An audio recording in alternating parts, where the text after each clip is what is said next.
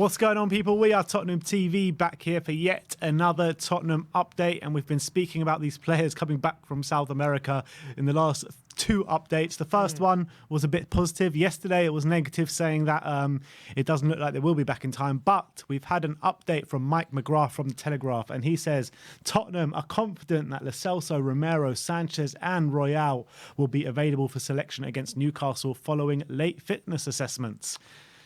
I mean, doesn't matter. I don't know how. Are they playing Thursday or Friday? I thought it was Friday. It's Friday at midnight, so it's basically like Thursday night. Thursday midnight. It's going to be a push. So even with the late fitness test, I still think it will be a push. I don't know if you want all four of them in the team. No, you probably don't. So you can maybe get away with one or two, but I still think it screws us a bit. Yeah, so that Thursday. So yeah, So it's going to be difficult. It's going to be very difficult. Even depends if they play or not. Maybe if they don't play, but they're in the squad, then it's more doable. But if they're playing 90 minutes on that Friday, it's going to be near impossible for them to play another 90 minutes on Sunday. Well, people like Davinson Sanchez hasn't kicked the ball yet on his international break. Emerson Royale's only played 15 minutes. Lo Celso and Romero, they're the ones that have really been playing. So maybe there's a chance for Davinson Sanchez or Emerson Royale to come straight back in. Yeah, good point. So that could be the case. Because we know Lo Celso and Romero have both played quite a significant part so far for Argentina. I mean, Lo Celso even played 90 minutes in the last game. He did. He's getting back to fitness, it looks like. Surprise, surprise. But I still think when it comes to them two, it's going to be very difficult for them to do Friday and Sunday and to be fully fresh. Especially the flying time, the jet lag, all that kind of stuff. It's only 2 days. Yeah. So how are they going to be fully fit for Sunday if they're playing on Friday? I can't see it. It's going to be a tough one. It's going to be tough, but that is the kind of latest with that. Mike McGrath saying Tottenham are confident that they will be available for selection. Yeah, I'm sure and being available selection and playing are two different things, aren't they? Exactly. So I'm sure they will be, but whether they're going to be 100% fresh. I think when it comes to Sanchez, he's playing a day before, it looks like. So I think he might be okay, Sanchez. But when it comes to the others, they're playing. No, he's not playing a day before. He's playing a few hours before. Yeah. Playing at 10. I thought so. Yeah, it's not. It's going to be very. But like I said, Sanchez hasn't played a minute, and he might not even play in this one. So we'll see what happens with that. Depends how it goes. Yeah, we shall see what happens. We will bring you updates every day throughout the international break, and we'll keep you update with how many players are playing and how many minutes they're playing as well. But let's move on. This is another story brought to you yesterday as well. Sky Sports are just confirming Steve Bruce is still expected to be relieved of his duties this week before Newcastle's match against Tottenham on Sunday.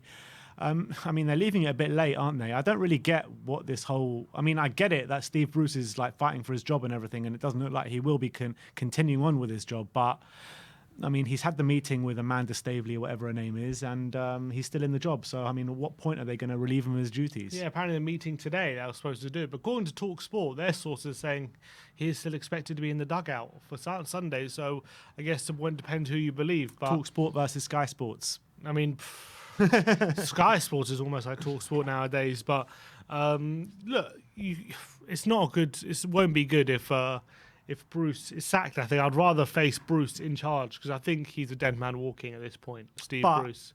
But the person that's going to replace him for the Spurs game is not exactly going to be their long-term replacement, is it? It's just stand-in. No. Yeah, but I still think it sets the tone by sacking Bruce, saying, look, no one is safe. You're really going to have to fight for your place if you're going to remain here. And I think keeping Bruce, not saying it sets the wrong message, but I'm just saying I think if you keep Bruce, they're still going to play a very similar way to before. Whereas if you sack him, even you bring in an assistant manager, I think it freshens things up, a fresh approach, and also it gives a signal to the players like, look, if you really want to be part of this project, you better step up because, look, we just sacked your manager without even having managed a game because we don't feel he's good enough.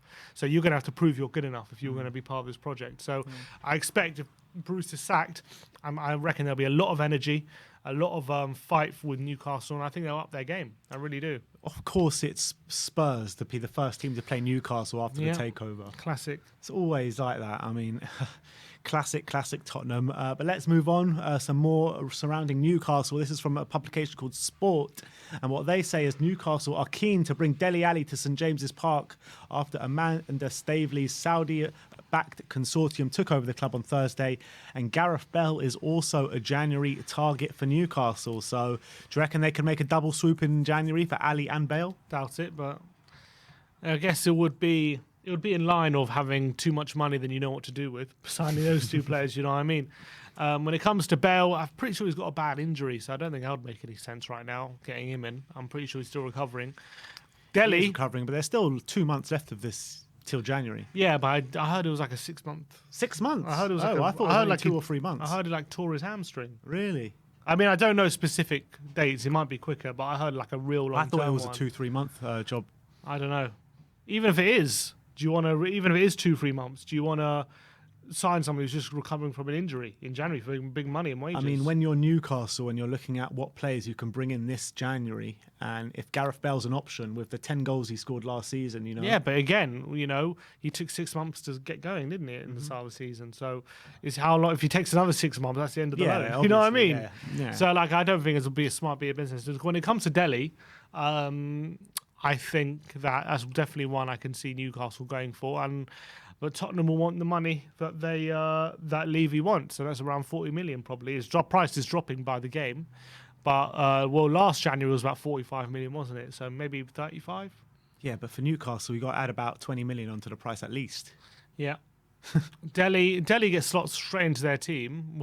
Do I think they'll go for him? It would make sense. I think Would they. make I sense. mean, that's the one I kind of earmarked from the beginning when I heard about this takeover and seeing if there's any of our players that we could ship off to Newcastle. I mean, he's the one because, you know, he's still got potential. If he refines his form, he's one of the best players in the Premier League. It's just about refining that form that he hasn't had for 2-3 years. Double so, his wage probably. yeah, so I mean, it kind of could suit all parties, really. Definitely suits Spurs at the moment the way he's playing. Yeah. So maybe And it could think do about good for it. us. Are Newcastle going to have get someone in January that's going to be kind of a similar bracket to player as Dele Alli? What about Harry Probably Winks? not. They can take him as well. They can England take him as well. England international. England international. You know, you're not an X until you retire. But yeah, that's the kind of situation with Newcastle. Apparently, Sport are saying that they are looking, or they are keen to bring in Ali and Bale in this January. So let me know what your thoughts are in the comment section below. How much do you think that we can get Newcastle to part with for Dele Alli? Let me know in the comment section below. Next one we're going to be talking about is from The Athletic. And they say, whilst Mourinho was manager of Spurs, he was excited by the prospect of signing Donny van der Beek during the summer of 2020. The failed departure of Ndombele meant the club could not fund the deal. Is that good news or Yeah. bad news? That's what I thought. Is it good news or bad news? I mean, it's not like Van der Beek's done any particularly well at Man Yeah, United. but He's a good has he player. been given the chance? Has he been given the chance? No, but I still think Ndombele has more potential than Van der Beek. I think Van der Beek did brilliant for an Ajax team in a specific system. I think he fit that system very well. He's still yet to be seen whether he can step up to the plate for a side when he's got more pressure on his shoulders.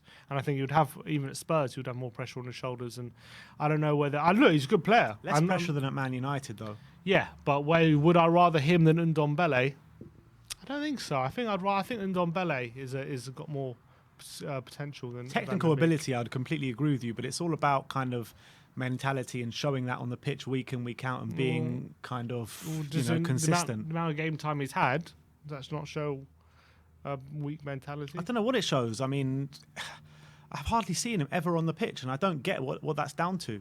I don't get it. I just don't understand it. Yeah, so maybe it's a mentality. Maybe, but it's only a maybe. And Ndombele, we know that's a definite. Yeah, still. I still think I'd rather a good Ndombele than a good Van der Beek. Yeah, but are we going to get a good Ndombele? That's the question.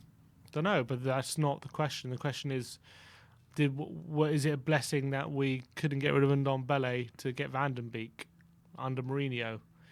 I don't know. I'm not particularly gutted about it. It's not a regret I have.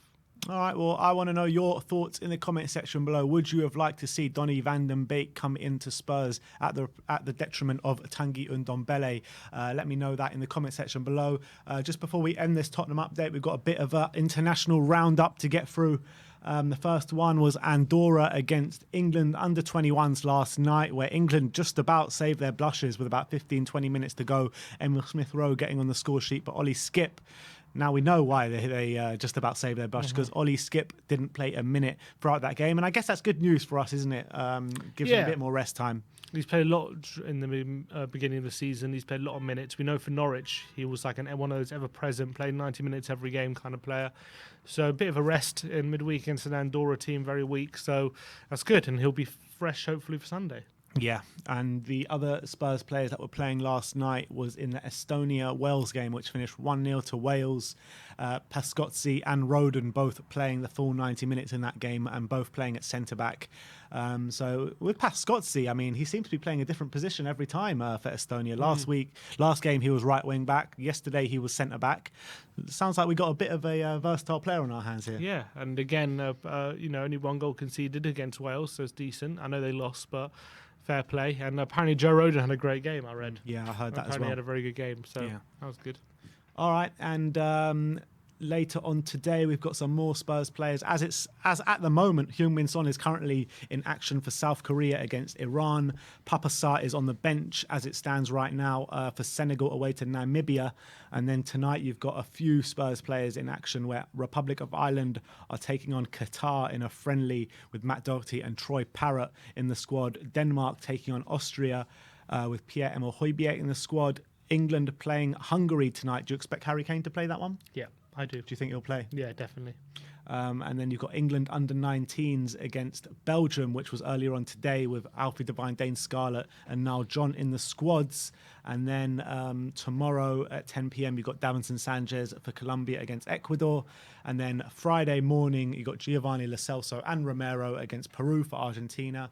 And then Emerson Royale against Uruguay for Brazil. So that will conclude the international break. Hopefully, there hasn't been any injury news yet. So let's hope it stays that way. Wouldn't hold your breath. Yeah, I know.